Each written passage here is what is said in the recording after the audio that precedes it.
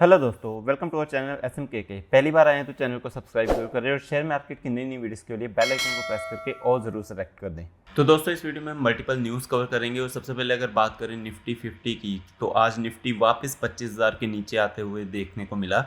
0.34% की गिरावट थी निफ्टी में। हालांकि कभी ऊपर कभी नीचे, काफ़ी वॉलेटाइल रहा निफ्टी, लेकिन अपने 52 वीक हाई से काफ़ी नीचे चल रहा है। तो वॉलेटिलिटी कायम है काफ़ी टाइम से। आपको पता है कि पिछले एक महीने से निफ्टी काफ़ी वॉलेटाइल चल रहा है। अगर एक महीने की परफॉर्मेंस देखें तो ये देखिए, हालांकि थोड़ा सा डाउन ही है, लेकिन अगर 6 महीने में देखें तो ऊपर गया था। लेकिन जब से ये न्यूज़ आई है, एक तो चाइना वाली न्यूज़ आई है, फिर ईरान इसराइल की वॉर हो गई है, क्रूड ऑयल के प्राइस बढ़ गए थे, तो उसके बाद से निफ्टी 5% के आसपास नीचे आ चुका है।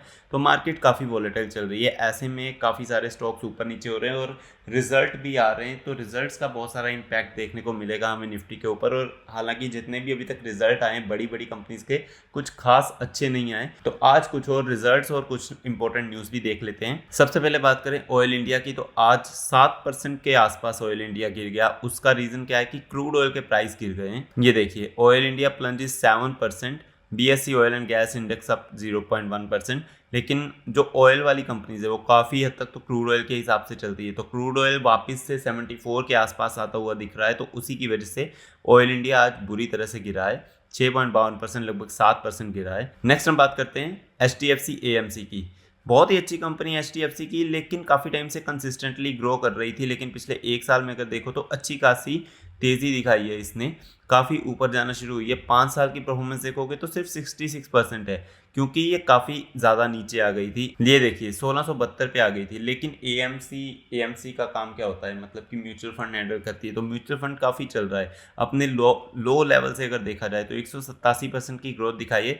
और आज के दिन इतनी बड़ी कंपनी में लगभग 6% की रिटर्न आना बहुत ही बड़ी बात होती है। इसका रीज़न देख लेते हैं। इसका रीजन है इसका Q2 का रिजल्ट। HDFC AMC Q2 रिजल्ट, net profit rises 32% to 577 crore, revenue up 38%। तो नेट प्रॉफिट भी अच्छा खासा इंक्रीज हुआ है 32% एंड रेवेन्यू भी अच्छा खासा इंक्रीज हुआ है, इसीलिए आज इसमें इतनी तेजी देखने को मिली है। एंड इनकी कमेंट्री भी काफी स्ट्रॉन्ग रही है। तो दोस्तों, ये काफी अच्छी बात है इतनी बड़ी कंपनी के लिए। लेकिन 2019 में जब लॉकडाउन आया तो उसके बाद ये नीचे आई। उसके बाद काफी टाइम तक ये कंसिस्टेंटली परफॉर्म करती रही। अगर टॉप लेवल से देखो तो ये देखिए, लगभग कितने साल तक, लगभग 4 साल तक ये 50% डाउन थी, लेकिन अभी वापस से ऊपर आ रही है कंपनी और अच्छा खासा रिटर्न दे रही है। तो दोस्तों, आप चाहो तो कंसिडर कर सकते हो। रिकमेंडेशन कोई नहीं है, लेकिन जैसे जैसे म्यूचुअल फंड का काम बढ़ता जाएगा, इनका काम भी अच्छा खासा बढ़ता जाएगा। नेक्स्ट बात कर लेते हैं कोचिन शिपयार्ड की। सरकार की बहुत ही एक अच्छी कंपनी है कोचिन शिपयार्ड, डिफेंस सेक्टर में काम करती है, लेकिन आज के दिन 5% गिरी है। और ये काफ़ी, मतलब कि एक एक्सपेक्टेड थी गिरावट। उसका रीज़न क्या है कि सरकार लेके आई है OFS, कंपनी का स्टेक बेच रही है। ये देखिए, Cochin shipyard shares fall 5% as government to sell stock in 2 day OFS from today. तो कितना स्टेक है आज, मतलब कि 1590 पे आ रहा है। अगर प्राइस देखो तो 1588 पे बंद हुआ, लेकिन नीचे इसलिए गिरी क्योंकि सरकार ने स्टेक कितने पे बेचा है, 1540 पे। तो दोस्तों, मोस्टली होता ही है कि 2 दिन में वो 1540 तक आ ही जाएगा। हो सकता है कल के दिन फिर से ये 5% और गिर जाए।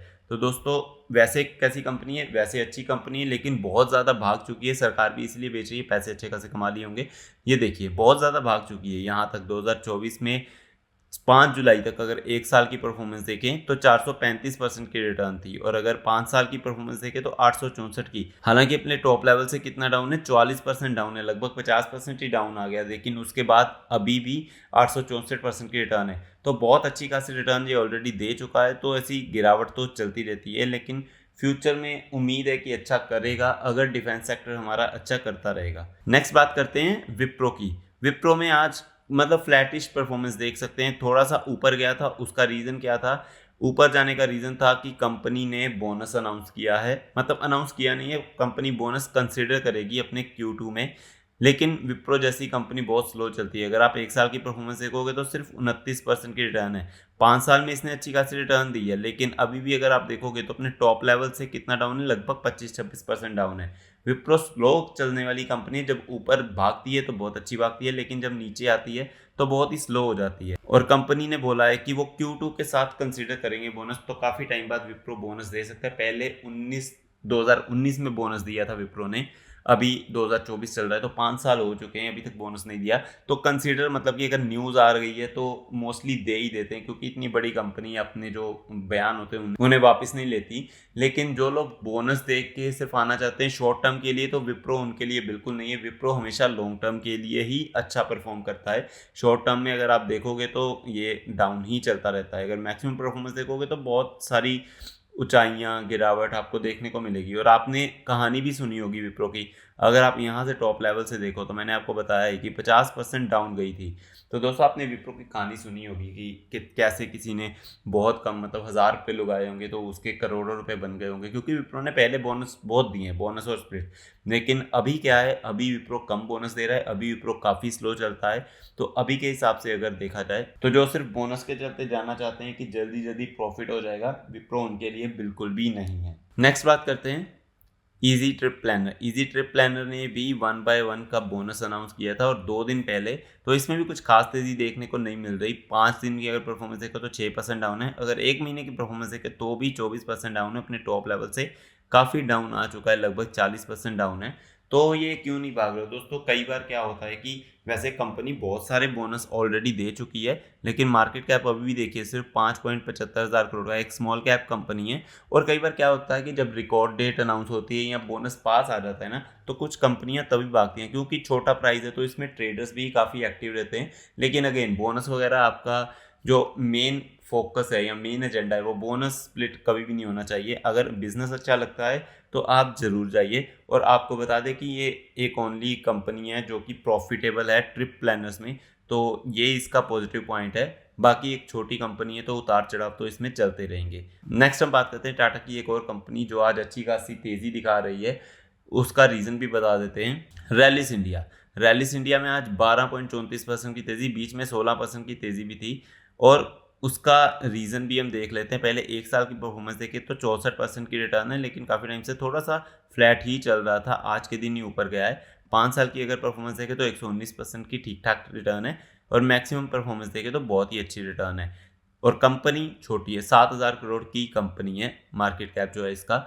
आज की अगर तेजी है उसका रीज़न देख लेते हैं। कंपनी का Q2 रिजल्ट जो कि बहुत अच्छा आया है, हम वो देख लेते हैं कि कंपनी ने रिकॉर्ड हाई आज बनाया है 373 का। 16.2% की तेज़ी आज देखने को मिली है। कंपनी ने ट्यूसडे को रिजल्ट अपना रिपोर्ट किया था, कितना 19.51% ग्रोथ दिखाई थी अपने नेट प्रॉफिट में। क्या हुआ था कि जो 82 करोड़ का था 1 साल पहले, वो 98 करोड़ हो गया था उसका नेट प्रॉफिट। तो ये अच्छी बात होती है छोटी कंपनी है। और आप देख सकते हैं कि रैलीज इंडिया टाटा केमिकल्स की एक सब्सिडरी है, तो एक टाटा ग्रुप का पार्ट हो गया।